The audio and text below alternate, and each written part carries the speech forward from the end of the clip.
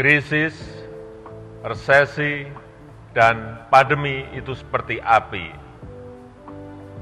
Kalau kita bisa hindari, kalau bisa kita hindari. Tetapi Assalamualaikum warahmatullahi wabarakatuh. Bismillah, alhamdulillah, la haula wa la quwata illa billah. Allahumma salli ala Sayyidina Muhammad, abdika wa nabika wa rasulika nabil ummiyi, wa ala alihi wa sahbihi wa sallim tasliman biqadri a'udzumazatika fi kulli waqtin wahin.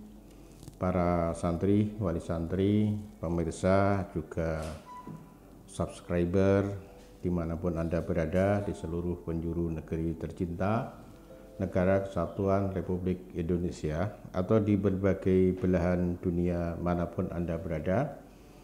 Apa kabar Anda hari ini? Saya yakin, hakul yakin, Anda semua dalam keadaan baik, tengah berbahagia bersama keluarga dan orang-orang yang Anda cintai, dan mungkin juga tengah sungguh-sungguh menyelesaikan tugas-tugas penting bersama rekan kerja. Doa dan harapan saya selalu semoga kita semua diberikan rahmat, keberkahan hidup oleh Allah Subhanahu wa Ta'ala, kehidupan yang bahagia, yang tentram, yang sejahtera, keluarga yang sakinah, anak-anak yang solih dan solihah, rezeki yang luas dan penuh keberkahan, keturunan yang thayyibah. Amin Allahumma amin. Dalam situasi sekarang memang ada penurunan penyebaran COVID di berbagai daerah, tapi seperti dipesankan oleh Presiden, jangan terlalu bergembira, jangan euforia, kemudian kita lupa bahwa COVID-19 ini belum selesai. Kita harus senantiasa memastikan yang pertama, kita harus berusaha untuk vaksin, dan yang kedua, kita harus tetap menjalani protokol kesehatan, memakai masker, sering mencuci tangan, dan hindari kerumunan.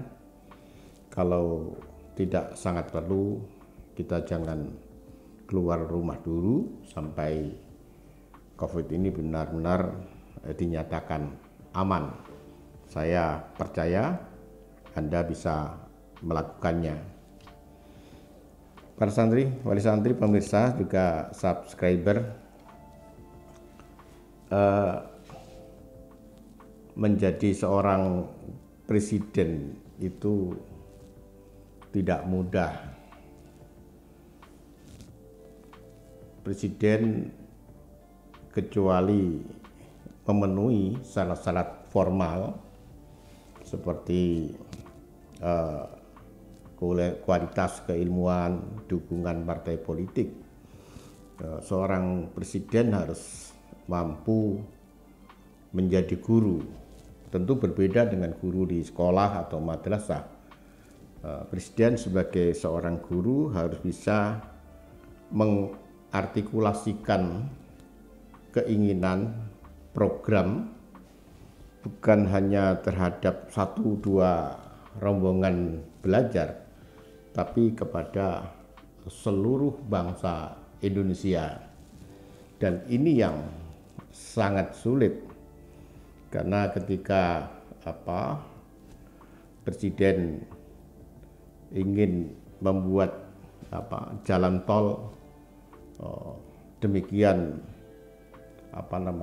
suara yang menentang dengan berbagai argumentasi, yang sebagian argumentasi yang rasional, sebagian lagi hanya emosional.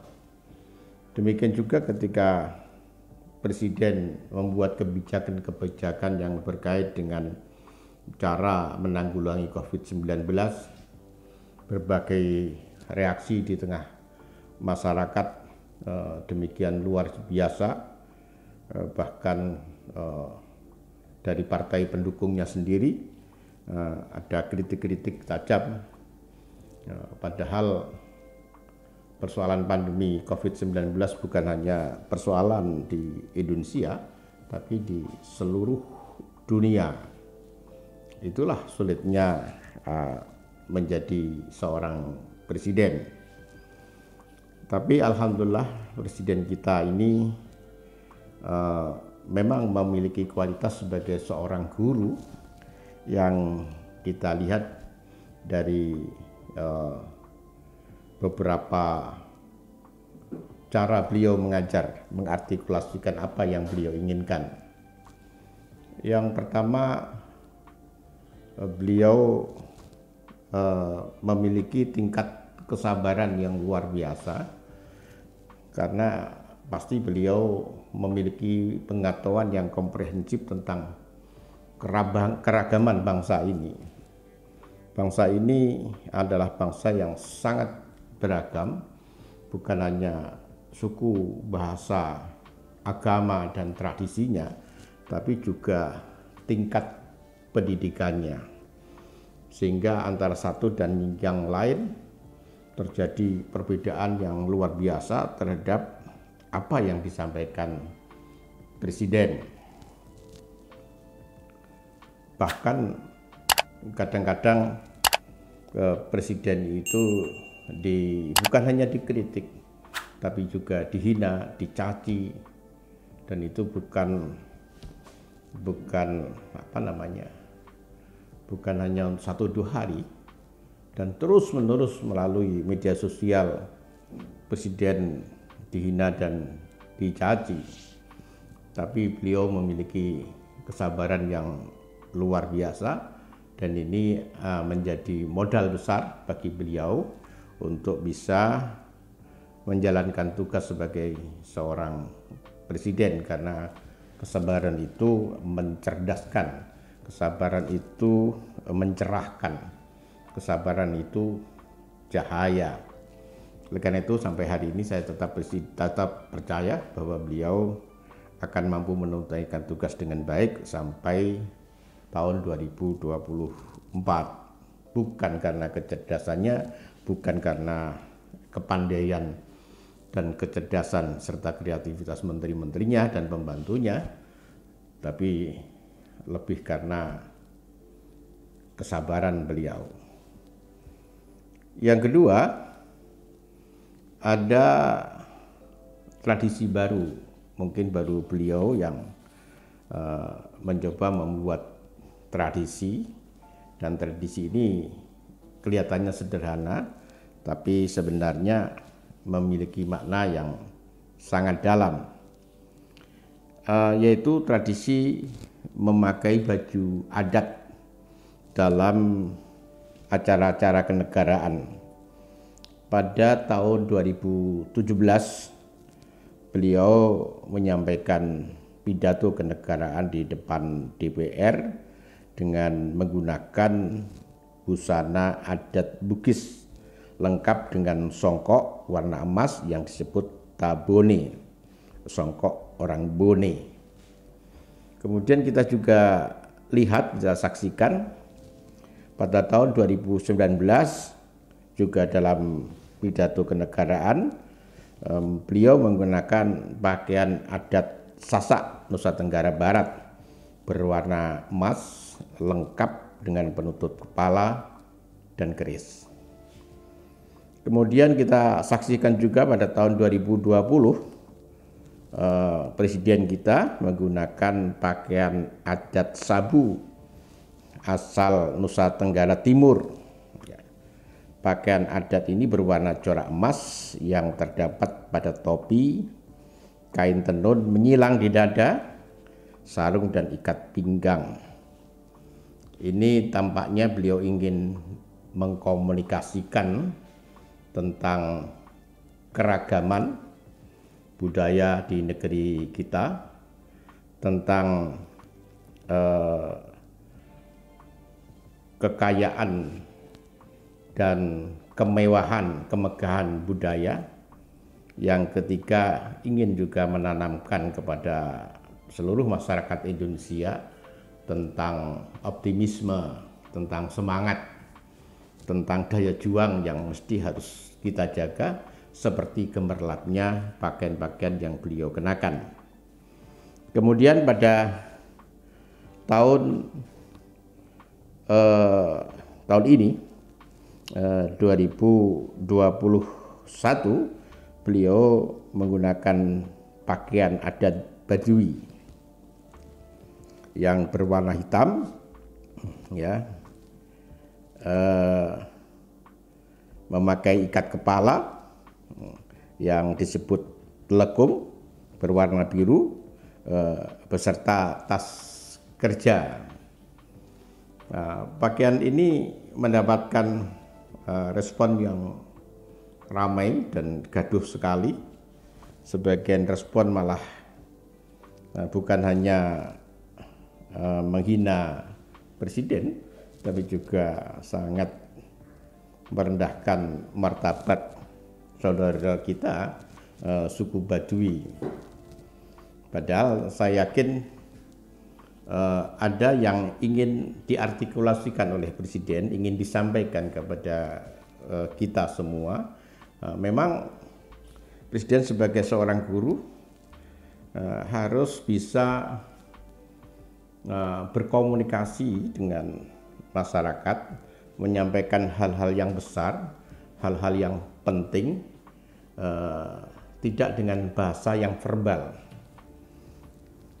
Kalau misalnya dengan bahasa verbal, dengan bahasa yang nyata, itu ya seorang motivator, seorang guru yang berdiri di depan kelas.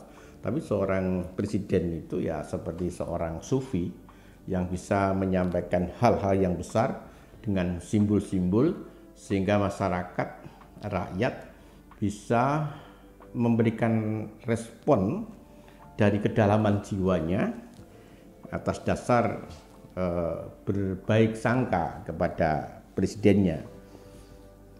Dengan memakai baju adat Baduy, sebenarnya ada beberapa yang bisa kita petik, ada beberapa pesan yang bisa kita tangkap.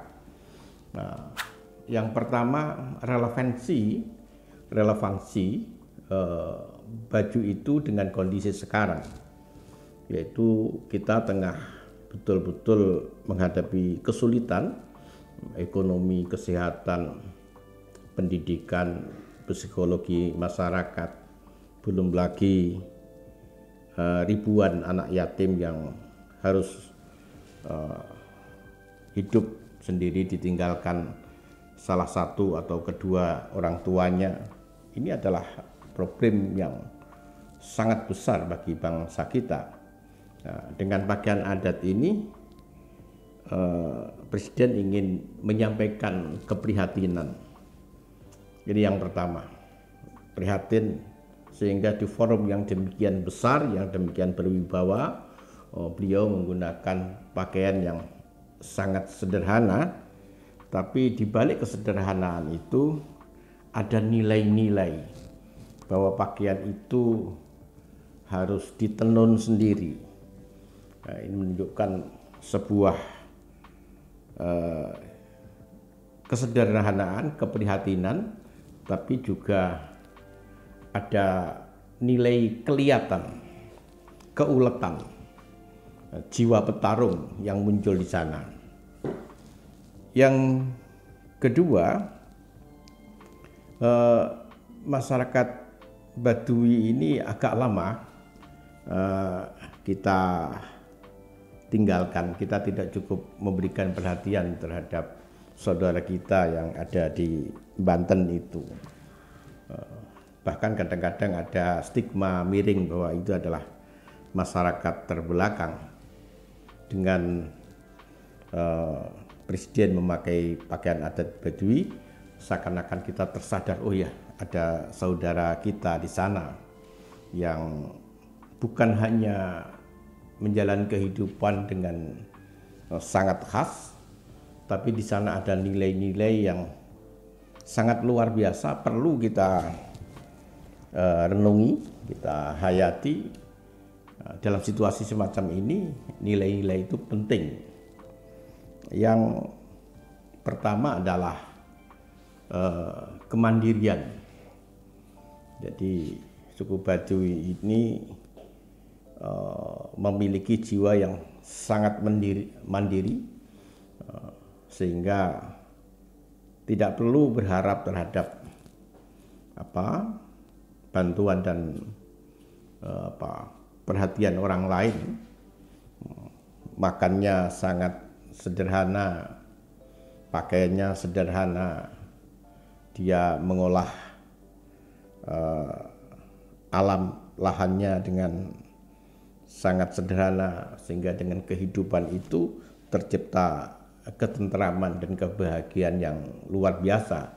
Sementara di daerah yang tidak jauh dari tempat itu ada kegelisahan, ada kebingungan, ada ketidaktentraman, bahkan dalam keadaan yang serba ada. Nah, ini menimbulkan renungan bagi kita. Selanjutnya, pesan yang lain adalah di dalam masyarakat Baduy itu ada semacam harmonisme hubungan antara manusia dan alam sekitarnya. Misalnya lahan itu hanya ditanami padi sekali dalam 1 tahun, dan ketika ditanam tidak boleh, ketika ditunai tidak boleh dijual, sebagian besar disimpan di lumbung-lumbung yang mereka siapkan. Mereka makan dengan tanaman yang ada di sekitarnya untuk mendukung kehidupannya. Mereka menjual dari hasil-hasil selain padi. Ini semacam realita lain yang sangat luar biasa di tengah situasi di mana ada kerusakan alam, ya, ada kehancuran ekosistem di mana berbagai daerah ada penggundulan hutan yang kemudian menimbulkan longsor, banjir, dan kerusakan yang lain, bencana yang lain. Ada paradok yang luar biasa dengan memakai baju adat Baduy ini, seakan-akan Presiden kita mengingatkan tentang situasi keadaan alam di negara kita, tapi di sisi lain juga ingin Presiden menyampaikan ada masyarakat kita yang demikian cermat, demikian harmonis, membangun komunikasi, membangun hubungan antara manusia dan alam sekitarnya. Para santri, wali santri, dan pemirsa, banyak pesan yang lain yang ingin disampaikan Presiden kita melalui memakai pakaian adat yang sebagian sudah saya sampaikan tadi, dan yang lain yang tidak kalah pentingnya dengan beliau memakai baju yang sangat sederhana di tengah acara yang demikian prestisius. Sebenarnya itu juga menjadi kritik bagi kita semua. Dalam situasi yang seperti ini, seringkali kita untuk menunjukkan kebesaran, kehebatan, kerja keras dengan pakaian jas lengkap dengan harga yang sangat mahal, tapi Presiden kita mengingatkan ngono ya ngono tapi ojo ngono, ya silahkan pakaian semacam itu, tapi kadang-kadang kita juga harus prihatin, harus siap juga memakai sesuatu yang sangat sederhana, bukan hanya pakaian tapi juga rumah kita, kendaraan kita, gaya hidup kita, dan lain-lain.